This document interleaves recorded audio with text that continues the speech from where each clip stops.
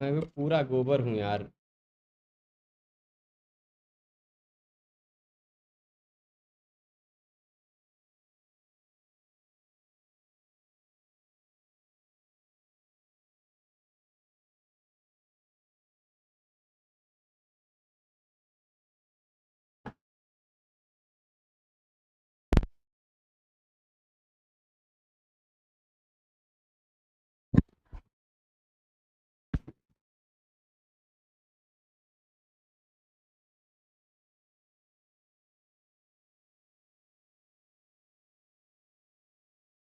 हम्म।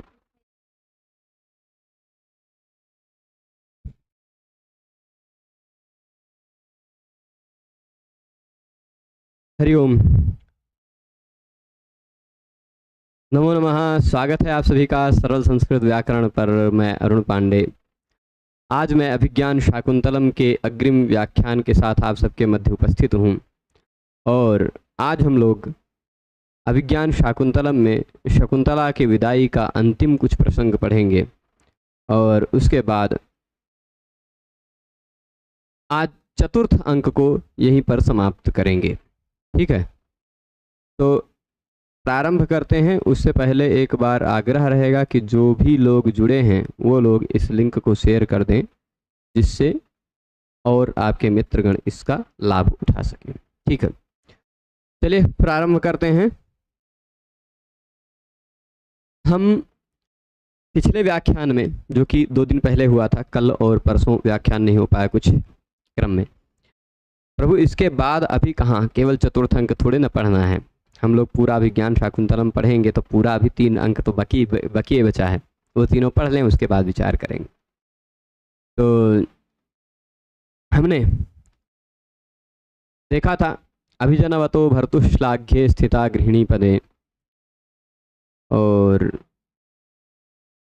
फिर उसमें था अंतिम में विभव गुरुभिः कृत्यैस्तस्य प्रतीक्षणमाकुला तनयमचिरात् प्राचीवार्कं प्रसूय च पावनं मम विरहजां न त्वं वत्से शुचं गणयिष्यसि। कण्व ने कहा था, अंतिम पाठ में हमने देखा था कि तुम एक उत्तम कुल में, एक उत्तम भर्ता की गृहिणी, गृह स्वामिनी के पद पर स्थित रहोगी। तुम तो थोड़ा व्यस्त रहोगी, क्योंकि अत्यंत विभव से संपन्न तुम्हारे कृत्य रहेंगे। रानी रहोगी, महारानी रहोगी, तमाम लोग तुम्हें बात करने वाले मिलेंगे, व्यस्तता बढ़ाने वाले लोग मिलेंगे, दास दासियाँ रहेंगी। तो विभव गुरु भी तस्य कृत्य ही प्रतिक्षण आकुला, उसके प्रति उसकी कृत्यों को देखकर प्रतिक्षण तुम आकुल रहोगी, व्यस्त रहोगी, यह तात्पर्य है। और बहुत जल्द ही तुम, जैसे प्राची दिशा सूर्य को जन्म देती है, वैसे ही तुम भी अचिरात, बहुत शीघ्र ही एक तनय को जन्म दोगी। और कैसे? पावनम तनयम, एक पावन तनय को जन्म दोगी। और फिर उसके बाद मम विरहजाम नत्वम वत्से शुचं गणयिष्यसि, फिर तुम मम विरहजाम शुचम न गणयिष्यसि, मेरे विरह से उत्पन्न होने वाला जो शुच है, शोक है, उसको तुम नहीं गिनोगी। यानी मौका ही नहीं मिलेगा भाई, व्यस्त रहेगा कोई। शकुंतला पितुः पादयोः पतति, यहाँ तक देखा था। उसके बाद अब हम पढ़ रहे हैं शकुंतला पितुः पादयोः पतति। शकुंतला अपने पिता के चरणों में गिर जाती है। और फिर काश्यपः कहते हैं यदि छामि ते तदस्तु, यह आशीर्वाद देते हैं। तात वंदामि, कण्व कहते हैं यदि छामि ते तदस्तु, ते यदि छामि, तुम्हारे लिए मैं जो कुछ भी चाहता हूँ वह सब कुछ हो जाए। ते यदि इच्छामि, तुम्हारे लिए, यत इच्छामि, जो चाहता हूँ, तत् अस्तु, वह हो जाए। ठीक। शकुंतला सख्यावुपेत्य, शकुंतला दोनों सखियों के पास जाएंगी और कहेंगी हला द्वे अपि माम सममेव परिष्वजेथाम। हला यानी नारायण नारायण। हाँ, पूरे दिन भर छींक नहीं आएगी, व्याख्यान में जरूर आएगी। हला द्वे अपि माम सममेव परिष्वजेथाम, द्वे अपि माम, दोनों, द्वे अपि तुम दोनों भी, माम मुझे, सममेव परिष्वजेथाम, सममेव मतलब एक साथ ही, परिष्वजेथाम परिस्वजन करो मतलब आलिंगन करो, तुम दोनों एक साथ मेरा आलिंगन करो। द्वे अपि, दोनों भी। माम सममेव, मुझे साथ ही, एक साथ ही, अलग अलग नहीं, एक साथ ही। परिष्वजेथाम, आलिंगन करो, गले लगो, दोनों एक साथ गले लग जाओ। सख्यौ तथी तथा कृत्वा, दोनों सखियां वैसा ही करती हैं जैसा शकुंतला ने कहा। दोनों सखियां वैसा ही करती हैं। और उसके बाद सखी यदि नाम स राजा प्रत्यभिज्ञान मंथरो भवेत ततस् तस्मायिदम आत्मनामधेयांकितम अंगुलीयकम दर्शय। बहुत बढ़िया, खाली बता दे रही, मतलब क्योंकि ये दोनों जान रही, दोनों सखियां, कि राजा तो भूल गए हैं दुर्वासा के शाप के कारण, और कोई इस बात को जानता नहीं, कोई भी नहीं जानता इस बात को कि दुर्वासा जी का शाप लग गया इसलिए शकुंतला को दुष्यंत भूल गए। ये बातें और किसी को नहीं पता है। तब जब ये बात और किसी को नहीं पता है, केवल उन्हीं दोनों को पता है, तो उन दोनों को थोड़ी सी चिंता होगी। तो कह रहे हैं सखी यदि नाम स राजा, यदि वह राजा प्रत्यभिज्ञान मंथरो भवेत, प्रत्यभिज्ञान मंथरो भवेत, यानी यदि वो पहचानने में तुम्हें न पहचान पावे, कहे तू कौन है, कौन शकुंतला, ऐसा कुछ करने लग जाए, तो तुम ततः तस्मयी, ततः तस्मयी, तो फिर तस्मयी यानी उसको, इदम, तस्मयी इदम, तस्मा इदम बन जाएगा, एचो यवायावा से आई के जगह पे आय आदेश हो जाएगा।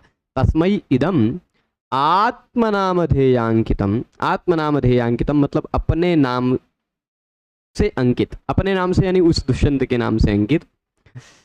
अंगुलीयकम दर्शय, अंगुलीयक अंगूठी दिखा देना।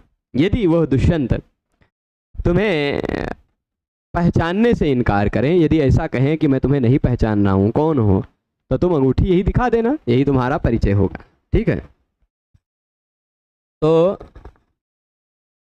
यहाँ कुछ महत्वपूर्ण वाक्य आएगा, कुछ महत्वपूर्ण वचन जो कह रहे हैं, अनेन संदेहेन वाम आकंपिता अस्मि। ये शकुंतला कहती है कि वाम अनेन संदेहेन, तुम दोनों की इस संदेह से, कि शायद ऐसा भी संभव है कि वो राजा न पहचान पाए, ऐसा भी संभव है, ये तुम दोनों के हृदय में जो संदेह आया है, वाम अनेन संदेहेन, तुम दोनों के इस संदेह से आकंपिता अस्मि, मैं आकंपित हो गई हूँ। आ ईषद अर्थ में चाहे ले लीजिए, थोड़ी सी मैं कंप गई हूँ, मतलब डर गई हूँ। तुम दोनों के इस संदेह से मैं डर सी गई हूँ, मुझे डर सा लग गया है कि यदि ऐसा हुआ तो मैं क्या करूँगी, क्या करूँगी, है ना। तो अनेन संदेहेन वाम आकंपिता अस्मि, ये बात बताती हैं। तो राजा, दोनों सखियाँ कहती हैं माँ भैषी। माँ भैषी में मांग एक अव्यय है, जिसके साथ अभैषी, यह लुंग लकार का अभैषी ही रूप रहता है, पर नमांग योग्य सूत्र से अट आगम का निषेध हो जाता है। तो अभैषी में जो अट आगम का अ दिखाई पड़ता वो नहीं दिखाई पड़ेगा, भैषी ही बनेगा। ये भी धातु के लुंग लकार का रूप है, मध्यम पुरुष एक वचन का। तो माँ भैषी ही, मत डरो, मत डरो, काहे डर रही हो। अब कोई ऐसा मत सोचेगा माँ भैषी मतलब भैंस, वो कुछ बिहार के लोग होंगे तो भैंसी वाला समझने लग जाएंगे, है ना, पर वो भैंसी में दंत ऐसा होता है, भैषी है। ठीक, मत डरना, मत डरो।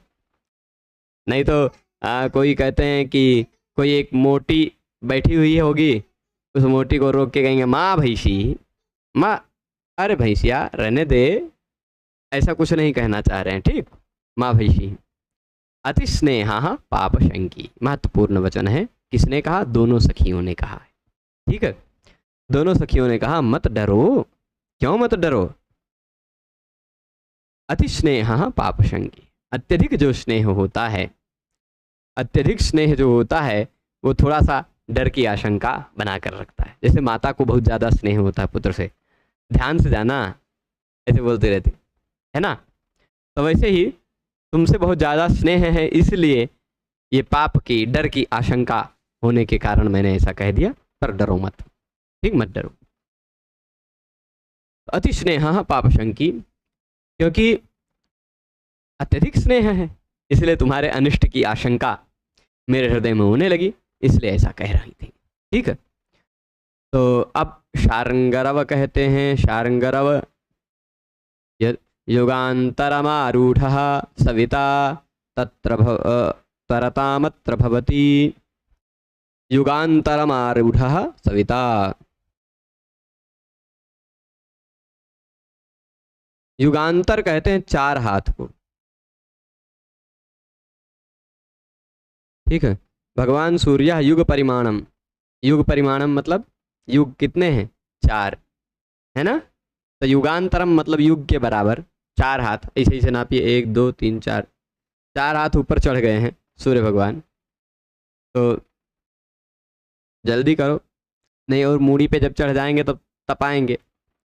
तो युगांतरम आरूढ़ सविता त्वरतामत्र भवतु। अच्छा ये कहे सुबह सुबह काहे यात्रा कर रहे हैं, रात में चल देते बढ़िया से, है ना। रतियम काहे चल देते, जंगल में कहीं पेड़े में टकरा के इधर उधर पड़े रहते, है ना, सांप वाप मिलता। इसलिए यात्राएं पहले के समय में अधिकांश यात्राएं दिन में ही होती थी। ऐसा लगता था कि 1 आध घंटे में अंधेरा होने वाला है और आगे घना जंगल है, यहाँ साफ सुथरा जगह मिल गया तो वहीं साफ सुथरी जगह में ही रुक जाते थे 1 आध घंटा पहले ही, है ना। बहुत गहना घने जंगल में नहीं जाते थे। पता चला जंगल में गए और पार न कर पाए, अंधेरा हो गया, तो इसलिए बहुत ज़्यादा यात्राएं कठिन होती थी, लंबी यात्राएं कठिन हो जाया करती थी, ठीक है। तो सारंगरव क्या कहते हैं कि युगांतरमारूढ़ सविता, सविता सूर्य भगवान युगांतर पर आरूढ़ हो गए हैं, 4 हाथ ऊंचे चले गए हैं। त्वरतामत्र भवति, आप थोड़ी जल्दी करो, जल्दबाजी दिखाओ थोड़ी सी, ठीक है। तो त्वरतामत्र भवति, आप थोड़ी सी जल्दबाजी दिखाओ। थोड़ा सा हिलाने पे ये तो गजब कर दिए हमारी क्वालिटी, मतलब ये हमारा डब्बा जी जो है ना, ये कैमरा बहुत अलग ही प्रकार का है, अलग ही विचित्र प्रजाति का है। थोड़ा सा हिलता तो कुछ हमें रंगीन कर देता, थोड़ा सा हिलता फिर गोरा कर देता है। थोड़ा इसका वायर कुछ डिस्टर्ब है, बदलना पड़ेगा, देखते हैं। जुगाड़ जुगाड़ से पहले 5-7 मिनट तो वायर हिलाना पड़ता है, तब कहीं कनेक्ट होता है। हाँ चलिए, फिलहाल गायब करके फिर गोरा कर दिया, ठीक है।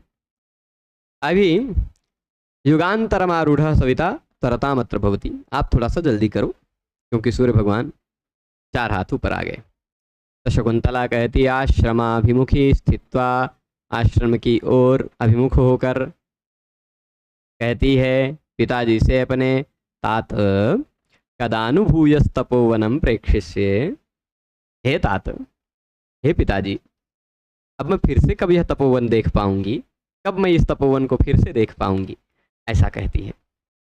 तो काश्यप क्या कहते हैं, श्रूयताम, काश्यप यानी कण्व जी कहते हैं श्रूयताम, सुनिएगा, भूत्वा चिराय चतुरंत मही सपत्नी, दौशन्तीम प्रतिरथम तनयम निवेश्य, शांति भर्त्रा तदर्पित कुटुंब भरेण सार्धम, शांते करिष्यति पदम पुनराश्रमेस्मिन्।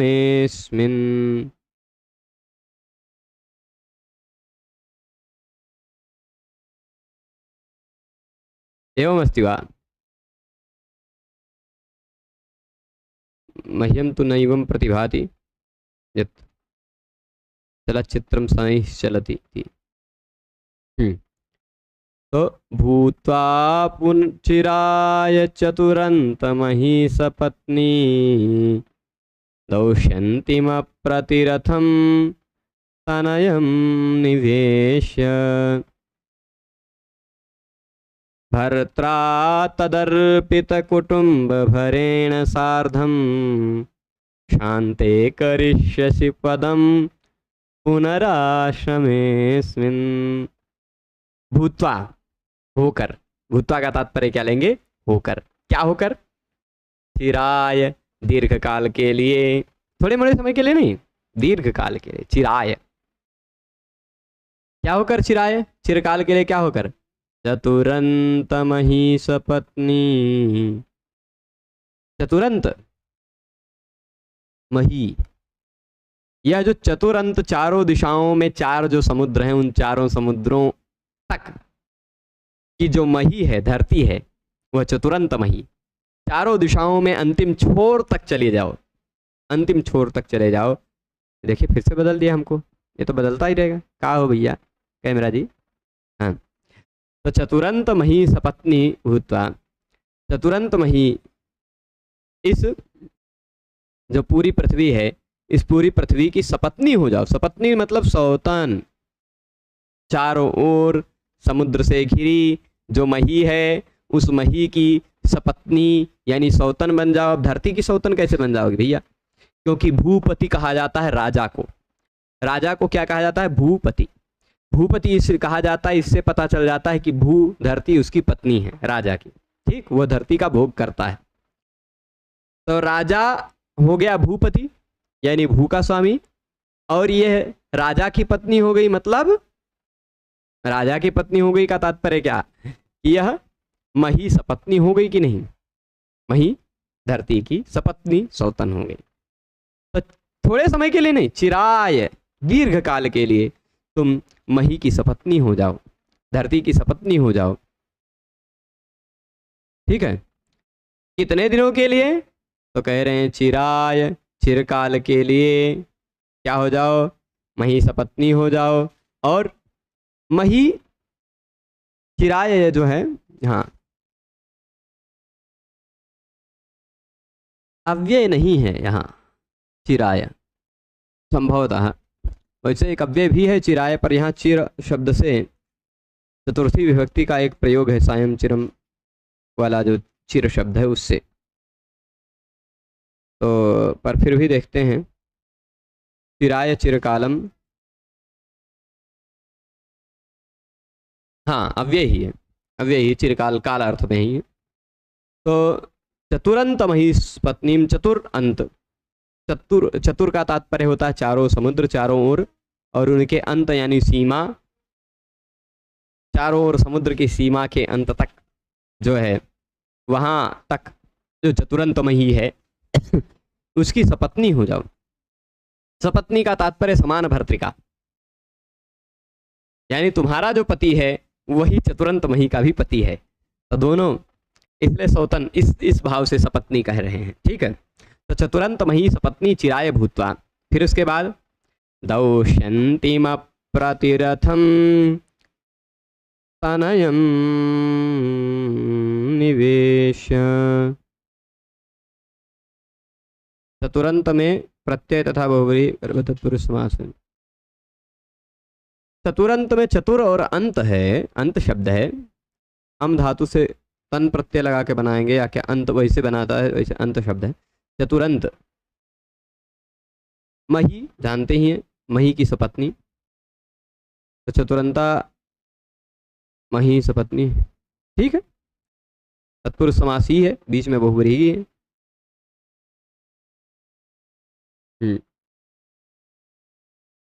चतुरंता, चतुरंत शब्द में है, चतुरंत शब्द में बहुव्रीहि है, वो गर्भ में है तत्पुरुष के। ठीक है, चतुरंत, चतुरंत मही सपत्नी दौष्यन्तीम प्रतिरथम तनयम निवेश्य। दौष्यंती का तात्पर्य दुष्यंतस्य आपत्यम पुमान दौष्यंती। दुष्यंत के पुत्र को कहा जाएगा क्या? दौष्यंती। तो दौष्यंतिम, दुष्यंत पुत्रम, कैसे? दुष्यंत पुत्र कैसा रहेगा वह? अप्रतिरथम। अप्रतिरथम का तात्पर्य कि जिसका प्रतिमान कोई दूसरा न हो। न विद्यते प्रतिमुखम, प्रतिमुखम रथम स्यंदनम यस्य सह अप्रतिरथः। तम अप्रतिरथम, अप्रतियोगिनम, जिसका कोई जिसके सामने कोई रथ लाकर खड़ा ही ना हो सके, ऐसा प्रतियोगी, जिसकी कोई प्रतियोगिता ही न कर सके, ऐसे अप्रतिरथम दौष्यंतिम तनयम। दुष्यंत पुत्र, अपने पुत्र, तनय यानी पुत्र, अभी नाम है नहीं उसका कोई, तो इसलिए दौष्यंती कह रहे हैं। दुष्यंत के बेटे को, जो तुम्हारा भी तनय रहेगा, उसको निवेश, उसको राजगद्दी पर बैठा देना। ठीक, क्या कर देना, उस अप्रतिरथम में, जगत अप्रतिरथम मतलब जगत में एकमात्र जो वीर रहेगा, जगत का एक उत्तम वीर रहेगा, उस एक उत्तम वीर को तनोति कुशलम इति तनयः तम कुल विस्तारकम पौत्रम दौष्यंतिम दुष्यंतस्यापत्यम पुमान दौष्यंति तम दौष्यंतिम। दुष्यंत शब्द से ईय प्रत्यय लगकर दौष्यंति बन जाएगा ईय तद्धित में। तो उसको निवेश, उसको निविष्ट कर देना। निविष्ट कर देना का तात्पर्य है मही भार, धरती का भार संभालने के लिए फिर से राजा बना देना, दुष्यंत के पुत्र को राजा बना देना जब तब। उसके बाद यद्वा विवाहम कारयित्वा यस्मिन् पुत्रे अर्पितः विन्यस्तः कुटुंबस्य पोष्यवर्गस्य राज्यम वा भरः। या तो उसका विवाह करवा देना दुष्यंत के पुत्र का, या तो उसको राजगद्दी पर बैठा देना, और उसके बाद भर्त्रा तदर्पित कुटुंब भरेण सार्धम। तदर्पित कुटुंब भरेण, कुटुंब का भार, परिवार का भार जो होता है, या राजा का कुटुंब केवल राजा ही नहीं होता है, राजा का परिवार ही नहीं होता है, और भी बहुत कुछ होते हैं। तो कुटुंब का भार जो है, पारिवारिक भार जो है, जो जिम्मेदारियां हैं विभिन्न प्रकार की, वो क्या कर देना, तदर्पित कर देना, उसको अर्पित कर देना। उसको मतलब किसको, दुष्यंती तनय को, जो दुष्यंत का पुत्र रहेगा उसको। ठीक, तो तदर्पित कुटुंब भरेण सार्धम, उसको कुटुंब का भार समर्पित कर देना। उसके बाद तदर्पित कुटुंब भरेण शब्द में बहुव्रीहि है। तदर्पितः कुटुंब भरः येन सह तदर्पित कुटुंब भरः, उसको अर्पित कर दिया है कुटुंब का भार जिसने, वह तदर्पित कुटुंब भर कहलाएगा। तो वह कौन है जिसने किसी को अर्पित कर दिया है कुटुंब का भार, वह है राजा। और उसी राजा जो कि दुष्यंत इसका शकुंतला का भर्ता है, तो भर्त्रा सार्धम, पति के साथ। किसके साथ, पति के साथ। क्या करके, तदर्पित कुटुंब भरेण, अपने तनय को, पुत्र को अर्पित करके, क्या, कुटुंब का भार जो है, राज्य का भार जो है, वह भर्ता को, वह उसको समर्पित करके, अपने पुत्र को समर्पित करके, भर्त्रा सार्धम, पति के साथ, शांते करिष्यसि पदम पुनराश्रमेस्मिन्। बहुत लंबा टाइम दे रहे हैं, तब आना, अब मत आना। ठीक है, बिल्कुल अप्रतिरथम में नहीं, बहुव्रीहि है। ठीक है, तो पुनः अस्मिन् आश्रमे शांति पदम करिष्यति। फिर इतना सारा करके, मतलब बहुत लंबे समय तक, चिरकाल तक तुम इस मही की सौतन बन के रहना, पृथ्वी की सपत्नी बनकर रहना, मतलब पृथ्वी के जो स्वामी हैं उनकी पत्नी तुम बन के रहना। और फिर दौष्यंती नामक एक, यानी दुष्यंत के पुत्र को, जो तुम्हारा भी तनय रहेगा, उसको राज्य के पद पर निविष्ट कर देना। तदर्पित कुटुंब भरेण, उसको समर्पित कर दिया है कुटुंब का भार जिसने, ऐसे भर्त्रा सार्धम, ऐसे पति के साथ। पुनः अस्मिन् शांते आश्रमे, फिर इस शांत आश्रम में पदम करिष्यसि, फिर कदम रखोगी, फिर वापस आओगी तुम इस आश्रम में। कब, जब अभी जिम्मेदारी मिली है, बड़ी जिम्मेदारी मिली है, उस बड़ी जिम्मेदारी को संभालने के बाद। ठीक है, तो शांते करिष्यसि पदम पुनराश्रमेस्मिन्। फिर अब ये कह रहे हैं, गौतमी कहेंगी, जाते परिहीयते गमन वेला निवर्तय पितरम अथवा चिरेणापि पुनः पुनरेषैवं मंत्रयिष्यते निवर्ततां भवान। गौतमी अब शकुंतला से कह रही, जाते बेटी परिहीयते गमन वेला। गमन वेला जो है, वह गमन का समय जो है, वह परिहीयते, धीरे धीरे जा रहा है, बीत रहा है ना। और निवर्तय पितरम, अपने पिताजी को लौटा दो। निवर्तय मतलब निवृत्त कर दो, लौटा दो। निउपसर्ग वृत्त धातु से लोट लकार का, नहीं, वृत्त धातु निजंत में, वृत्त धातु निजंत में उसका लोट लकार, मध्यम पुरुष एक वचन। पिताजी को लौटा दो। ठीक, पिताजी को लौटा दो, ऐसी आज्ञा देते हैं। और फिर उसके बाद कहते हैं, अथवा चिरेणापि पुनः पुनः एष एवं मंत्रयिष्यते। अथवा यदि इनको लौटाओगी नहीं तो ये पुनः पुनः तुम्हें ऐसे कुछ ना कुछ मंत्रणा करते रहेंगे, कुछ कुछ उपदेश देते रहेंगे, ऐसा कह करके। और फिर कणों से, यदि इतनी बात तो सीधे उससे बोल रही हैं, शकुंतला से। और फिर उसके बाद निवर्तताम भवान, आप लौट आइए। ठीक, इतना दुष्यंत, इतना कर्ण से कह रहे हैं। ठीक है, तो शकुंतला से क्या कही इन्होंने? शकुंतला से कहा, बेटी जाने के समय बीत रहे हैं, जाने का समय बीत रहा है, धीरे धीरे अपने पिताजी को लौटा दो, नहीं तो ये फिर से चिरकाल तक तुम्हें ऐसे ही से मंत्रणा करते रहेंगे, उपदेश देते रहेंगे। और निवर्तताम भवान, इतना कह के कण्व से भी लौटने की बात कह दी। और काश्यप भी कहेंगे, वत्से उपरुध्यते तपोनुष्ठानम, वत्से तपोनुष्ठानम उपरुध्यते।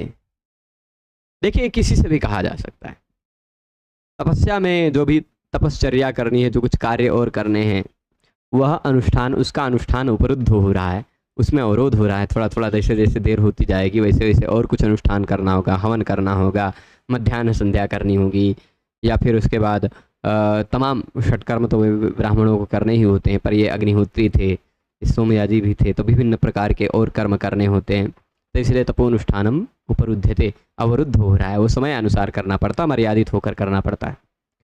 तो शकुंतला फिर से, शकुंतला भूयः पितरमाश्लिष्य, शकुंतला फिर से पिताजी को आश्लिष्ट होकर गले लगकर, पिताजी से शकुंतला पिताजी को फिर से गले लगती है। भूयः पितरमाश्लिष्य, फिर से पिताजी को गले लगाकर क्या कहती है? तपश्चरण पीड़ितम तात शरीरम, तपश्चरण पीड़ितम तात शरीरम, हमारे पिताजी का जो शरीर है वो तपस्या से पीड़ित है। तन्माति मात्रम मम कृते उत्कंठस्व, तन्मात्र,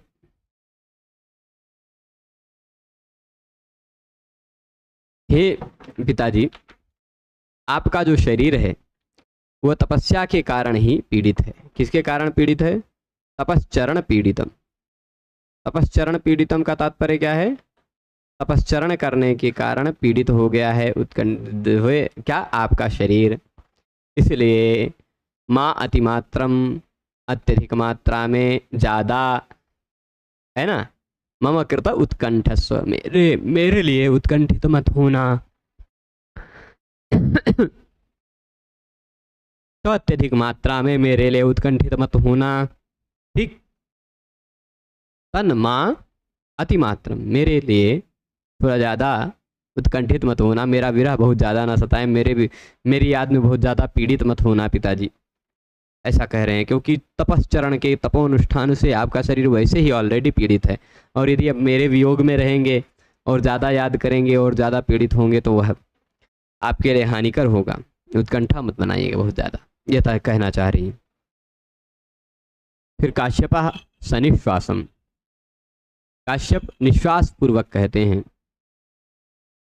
सनिश्वासम मतलब ऐसे सांस लेकर। क्षममेष्यति मम शोकः कथम नु वत्से, आहा,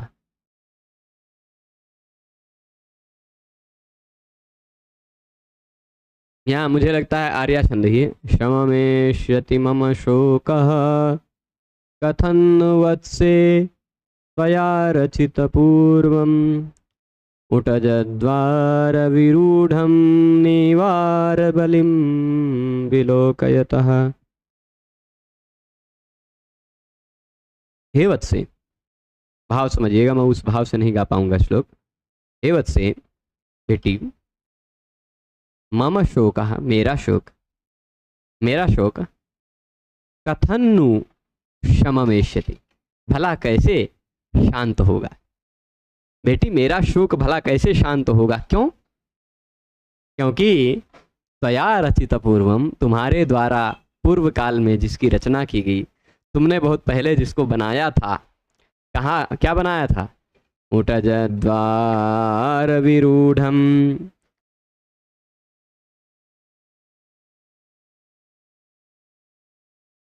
निवारबलिं विलोकयतः। उटज द्वार विरूढ़म, उटज कहते हैं कुटिया को। उस कुटिया के द्वार पर, कुटिया के दरवाजे पर ही शकुंतला ने निवार छिड़क दिए थे, निवार छितरा दिए थे। ठीक है, निवार बलि दे दी थी। अब वो जो निवार छिड़क दिए थे अब ऐसा नहीं है कि आश्रम में रोज सफाई होती है तो निवार झाड़ू लगा के इधर उधर कर दिया गया होगा, ऐसा नहीं है। वो जो निवार बलि दी थी, मतलब एकदम उटज के द्वार के पास ही उसने निवार बो दिए थे शकुंतला ने, और वह उग आए हैं निवार। ठीक है, वो निवार क्या है, तृण धान, तिन्नी के धान उग आए हैं। अब उसको मैं देखता रहूंगा, मेरी कुटिया के सामने ही है, उटज द्वार विरूढ़म, मेरी जस्ट उटज यानी कुटिया के द्वार पर लगा हुआ है।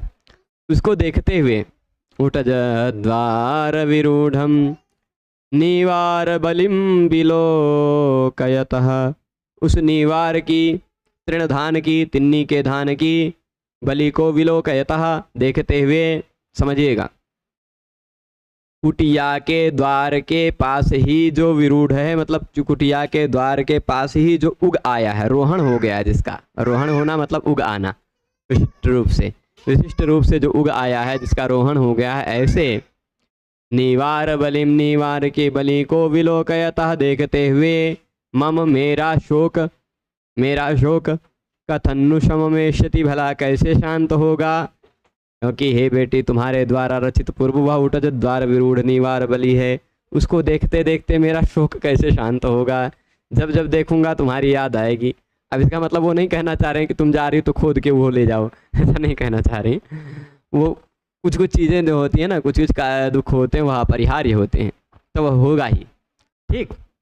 पर फिर भी गच्छ, इतना कहेंगे, भला कैसे मेरा दुख शांत होगा, मैं उस उटज के द्वार पर तुम्हारी, और बहुत सारी चीज़ें होती हैं, जैसे कोई परिवार का व्यक्ति चला जाता है तो उसके स्मरण की चीज़ें, याद की चीज़ें पहले के समय में लोग रख लिया करते थे। आज तो वीडियो कॉल इत्यादि सिस्टम है तो बहुत कुछ चीज़ें नहीं रखते, पर फिर भी कुछ अपने खास लोगों की बहुत संस्मरणीय चीज़ों को रख लिया करते हैं।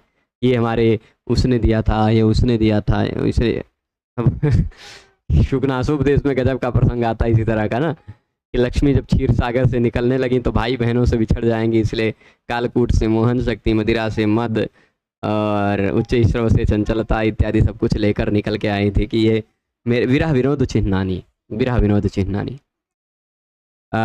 जैसे मैं अपने घर से गया था तो मेरी दादी जी मेरे कुछ कपड़े बचा के रख ली थी, ये उसी को देख के याद किया करती थी। तो उटज द्वार विरूढ़म निवार बलिम विलोकयतः, तो उस निवार के बलि को देखते हुए कैसे मेरा शोक दूर होगा। ठीक है, गच्छ शिवास्ते पंथाना संतु, जाओ तुम्हारा मार्ग कल्याणकारी हो।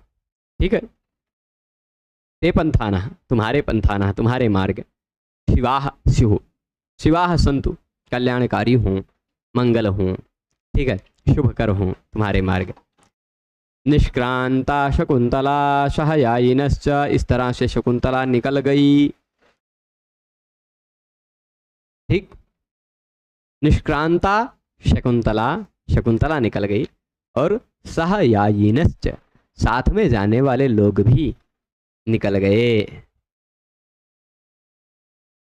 अब शकुंतला के निकल जाने पर, साथ में जाने वाले लोगों के निकल जाने पर, सख्यौ, दोनों सखियां वहीं खड़ी खड़ी शकुंतला को देख रही हैं और क्या कह रही हैं, हाधिक हाधिक अंतर्हिता शकुंतला वनराज्या, इस वनराज्या मतलब वन पंक्ति में। अब देखिए, स्टेज से शकुंतला और साथ में जाने वाले लोग निकल गए, स्टेज से निकल गए मतलब पर्दे के पीछे पहुंच गए होंगे वहाँ पर। अब ये लोग जो स्टेज पे बैठे हैं, वो खड़े हैं, वो देखते रह जाएंगे, थोड़ी देर देखते रह जाएंगे। अरे हाय, शकुंतला तो इस वन की पंक्ति में अंतर्धान हो गई। मतलब अब पेड़ों के जब तक चलते रहेंगे तो पेड़ों के झुरमुट में थोड़ी दूर तक दिखाई पड़ेंगे, थोड़ी दूर तक दिखाई पड़ेंगे, पर वह थोड़ी दूर धीरे धीरे धीरे धीरे धीरे धीरे, कभी फिर लगेगा खाली थोड़ा सा कपड़ा दिख रहा है, फिर लगेगा पूरे गायब हो गई, है ना। कई पेड़ों का बीच में व्यवधान आ जाने पर ऐसा हो जाता है। तो हाँ, शकुंतला वन राज्या अंतर्हिता, शकुंतला को वन की पंक्तियों ने अंतर्धान कर लिया, अंतर्हित कर लिया मतलब छिपा लिया। अब काश्यप जी सनिश्वासम, फिर से निश्वास पूर्वक कहते हैं, अनसूये गतवती वाम सहचारिणी, हे अनसुईया, तुम दोनों की जो सहचारिणी है वह गतवती। ठीक है, तो अनसूये गतवती वाम सहभागिनी, सहचारिणी कह लीजिए। हे अनसूये, तुम दोनों की सहचारिणी जो है वह तो चली गई, गतवती। ठीक है, तो न गृह्य शोकम अनुगच्छतम माम प्रस्थितम। शोक को कंट्रोल करो और मैं भी प्रस्थान कर ही रहा हूँ, मेरे पीछे पीछे आओ। ठीक है। अनुगच्छतम माम प्रस्थितम, मैं प्रस्थान कर चुका हूँ, मैं लौट रहा हूँ, मेरा अनुगमन करो। माम अनुगच्छतम, माम मतलब मुझे, अनुगच्छतम ये उपसर्ग गम धातु, लोट लकार मध्यम पुरुष द्विवचन। ठीक है। अनुगच्छ, अनुगच्छतम, अनुगच्छत ऐसा मध्यम पुरुष में बनता है, तो लोट लकार मध्यम पुरुष में। तो अनुगच्छतम माम प्रस्थितम, मैं प्रस्थान कर चुका हूँ, मेरा अनुगमन करो। ठीक। ऐसा अब उभय कहते हैं, दोनों कहती हैं क्या? तात शकुंतला विरहितम शून्यमिव तपोवनम कथम प्रविशावः। हे तात, हे पिताजी, शकुंतला से विरहित शून्य के समान इस तपोवन में कैसे प्रवेश करें? क्योंकि शकुंतला तो रही नहीं यहाँ, और शकुंतला के बिना सूना लगता है। शून्य मतलब सूना, उसी शून्य शब्द से ही सूना शब्द आया है। तो शकुंतला के बिना जो सूना लग रहा है, ऐसा तपोवन में कैसे प्रवेश करें? कथम प्रविशावः, कथम प्रविशावः। तो काश्यपः कहते हैं, काश्यप यानी कण्व जी कहते हैं, स्नेह वृत्तिरेवं दर्शिनी, स्नेह वृत्तिरेवं, स्नेह प्रवृत्तिरेवं दर्शिनी, अथवा स्नेह वृत्तिरेवं दर्शिनी सभी मिलता है। उपसर्ग भी लगा वृत्ति के पहले कहीं कहीं। तो स्नेह की जो प्रवृत्ति है, स्नेह प्रवृत्ति, स्नेह के कारण तुम्हें ऐसा मालूम पड़ रहा है, बहुत ज़्यादा स्नेह है शकुंतला से, इस कारण तुम्हें ऐसा अनुभूत हो रहा है, ऐसा कष्ट हो रहा है। और सविमर्शम परिक्रम्य, विमर्श पूर्वक फिर परिक्रमण करते हैं, बातचीत करते हुए थोड़ा सा स्टेज पर चलते हैं। तुम्हें उन दोनों से स्नेह है इसलिए तुम्हें ऐसा लगता है। चलो, वो तो सबको एक ना एक दिन जाना ही है। ऐसा कुछ समझाते हुए सविमर्शम परिक्रम, थोड़ा सा परिक्रमण करते हैं, स्टेज पर ही चलते हैं। और उसके बाद काश्यप कहते हैं, हंत भोः शकुंतलां पथिकुलं विसृज्य लब्धमिदानीं स्वास्थ्यं। हंत भोः, विचार करते हुए चलते हैं और फिर कहते हैं विमर्शम परिक्रम का तात्पर्य विमर्श नहीं, विचार करना। विचार करते हुए परिक्रमण करते हैं, चलते रहते हैं, बातचीत करते हुए नहीं, विचार करते हुए चलते हैं। और फिर वह क्या कहते हैं? हंत भोः, उस तरह का शब्द है। शकुंतलाम पतिकुलम विसृज्य, शकुंतला को पति के घर भेजकर लब्धमिदानीम स्वास्थ्यम, अब मुझे स्वास्थ्य मिल गया है, अब मैं स्वस्थ हो गया हूं। मतलब बीमार था इसका मतलब ये नहीं, अब मेरा मन स्वस्थ हो गया है, अपने अंदर स्थित हो गया है। क्यों? कुतः, वही प्रश्न खुद ही कर रहे हैं, कुतः मतलब क्यों, क्यों स्वास्थ्य अभी मिल गया है? तो उसका उत्तर खुद देंगे। बहुत महत्वपूर्ण श्लोक है, 4 लाइन में कर देता हूं। अर्थो हि कन्या परकीय एव तामद्य संप्रेष्य परिगृहीतुः जातो ममायं विशदः प्रकामं प्रत्यर्पितन्यासैवान्तरात्मा। यहाँ पर इंद्रवज्रा छंद है। ठीक है, इंद्रवज्रा क्योंकि चारों चरणों में पहला पहला अक्षर गुरु है। अर्थो हि कन्या परकीयैव तामद्य संप्रेष्य परिगृहीतुः जातो ममायं विशद प्रकामं प्रत्यर्पितन्यासैवान्तरात्मा। कह रहे हैं कन्या परकीयः अर्थः एव, कन्या जो होती है बेटी पराया धन होती है। ये वाली बात यहीं से कालिदास जी से सबने लिया है। ठीक, बेटी तो पराया धन होती है, ये वाली जो बात वो लोग बोलते हैं ना, वो कालिदास जी की इसी बात से अनुकरण किए होंगे, नकल किए होंगे, या हो सकता है पहले भी यह कहा जाता हो तो उसका अनुकरण करते हुए कालिदास जी ने लिखा हो, ऐसा भी संभव है। तो अर्थो ही कन्या परकीयैव, कन्या जो है ना, कन्या बेटी जो है वह परकीय, दूसरे का अर्थ ही है। ठीक, जो बेटी है वह निश्चित ही दूसरे का धन होती है। तो दूसरे का धन है, उसको अपने घर में रखे रहेंगे आप, दूसरे का धन अपने घर में रखे रहेंगे तो थोड़ा सा भार तो रहेगा।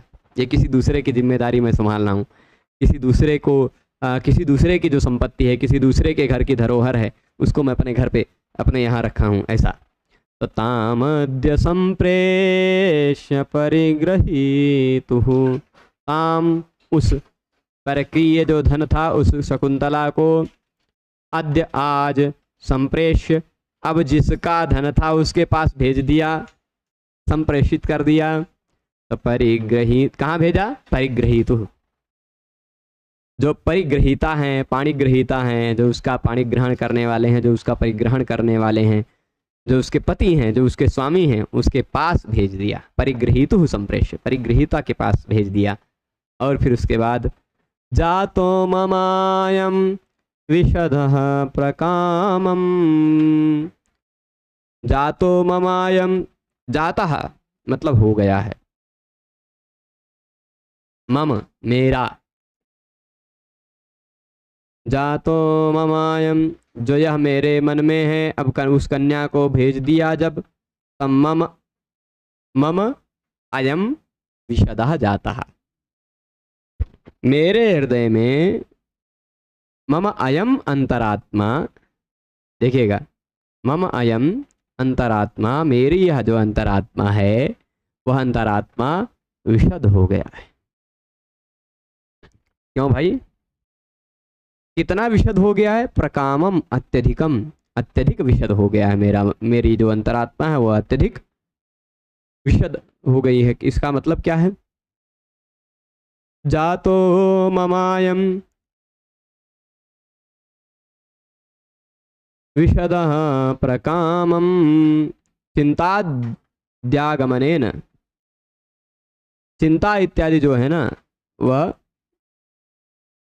चिंता इत्यादि के चले जाने के कारण, क्योंकि वे एक चिंता थे, दूसरे की संपत्ति अपने घर पे रखी थी, तो उसको जब संप्रेषित कर दिया तो अत्यधिक, अत्यधिक क्या हो गया है? मेरा मन विशद हो गया, यानी निर्मल हो गया है, चिंता इत्यादि के रहित होने के कारण निर्मल हो गया है, मेरा मन विशद हो गया है। मेरा मन नहीं, मेरा यह मेरी यह अंतरात्मा, मम अयम अंतरात्मा विशदः, विशद हो गया, मतलब एकदम से निर्मल हो गया है। कैसे?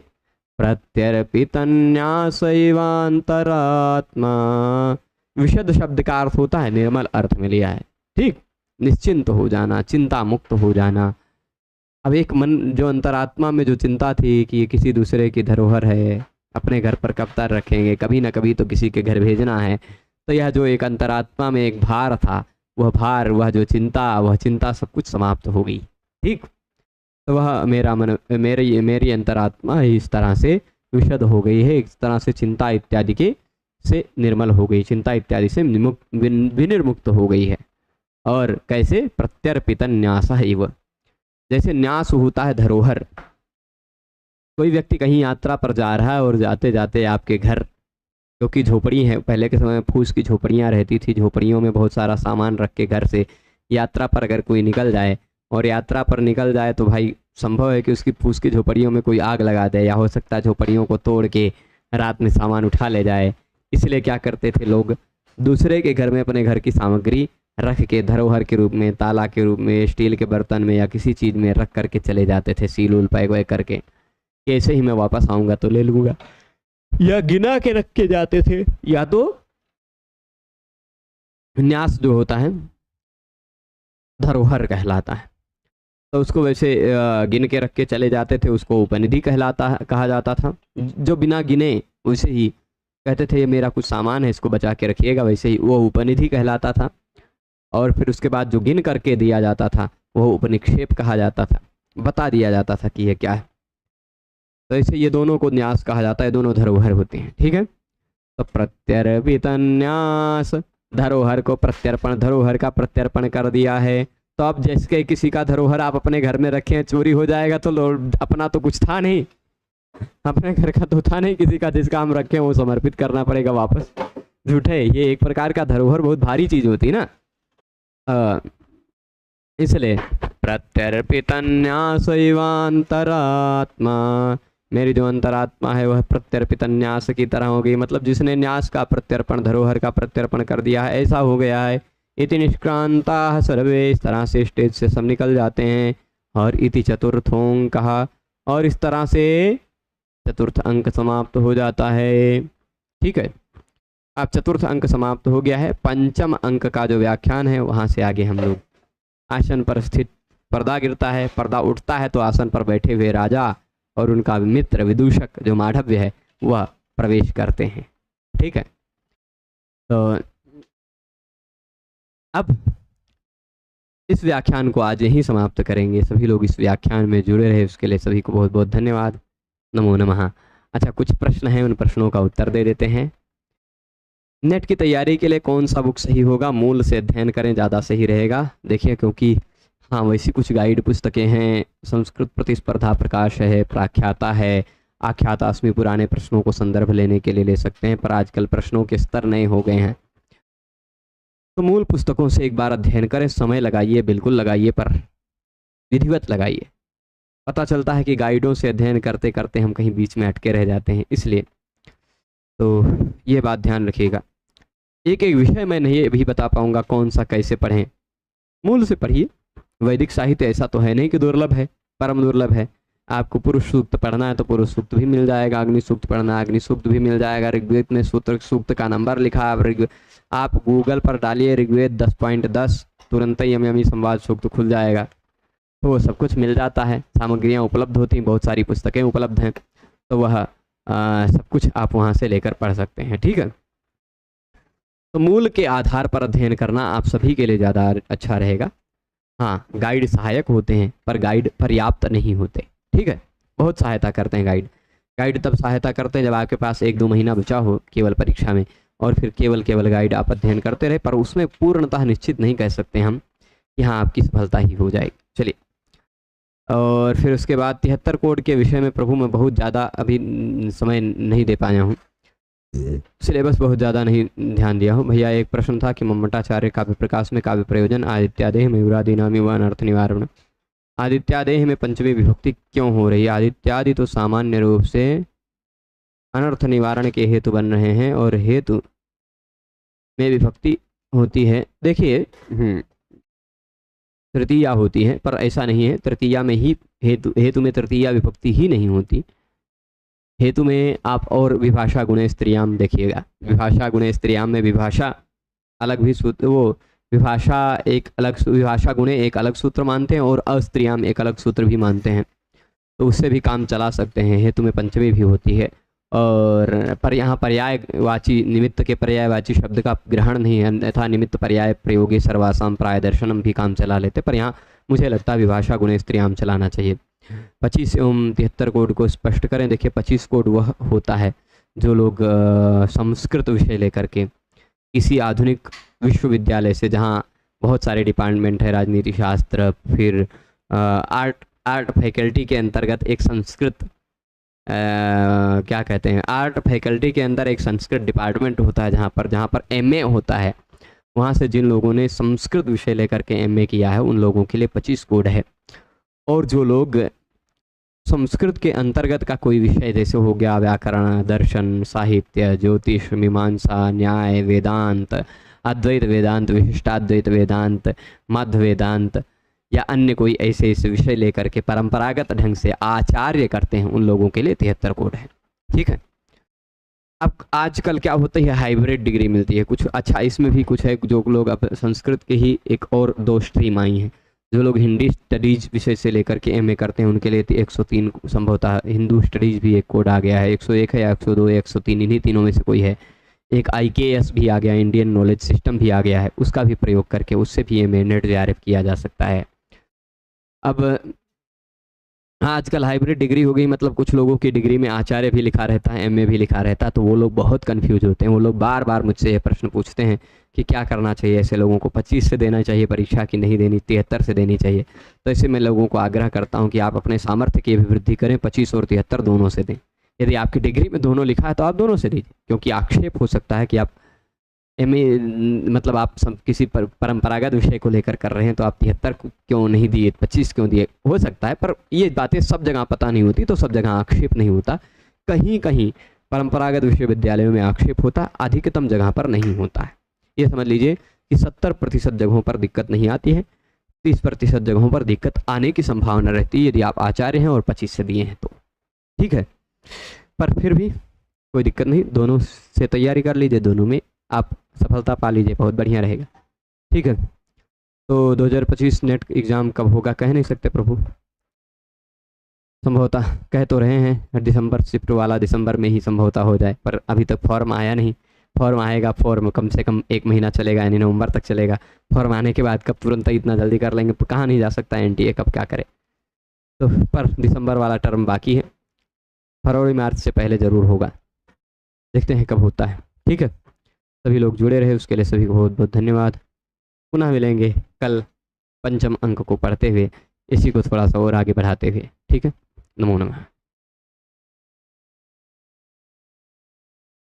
अच्छा, समाप्त करते करते एक प्रश्न आ गया, निरोग क्या है? निर्धन रोग बना लीजिएगा, निरोग बन जाएगा, शुद्ध है, शब्द शुद्ध है। निर उपसर्ग लगेगा, रोग लगेगा, तो निर के र का रोरी से लोप कर लीजिएगा, 2 र एक साथ आता है तो एक रोग, निरोग नहीं, निरोग में नि उपसर्ग लगा है और रोग है, नि रुज घई निरोग, अथवा निर रुज घई से निरोग। ठीक, निरोग और निरोग ये दोनों शब्द सही हैं। ठीक है, निरोग में नि उपसर्ग है और निरोग में निर उपसर्ग है। ठीक है, ये इतना अंतर है। जब निर उपसर्ग लगेगा तो रोरी से पहले र का लोप होगा, ढलो पे पूर्व से दीर्घोणा से पहले का दीर्घ हो जाएगा। ठीक है शिवांश जी, अभी समाप्त करते हैं। नमो नमः, सादर प्रणाम।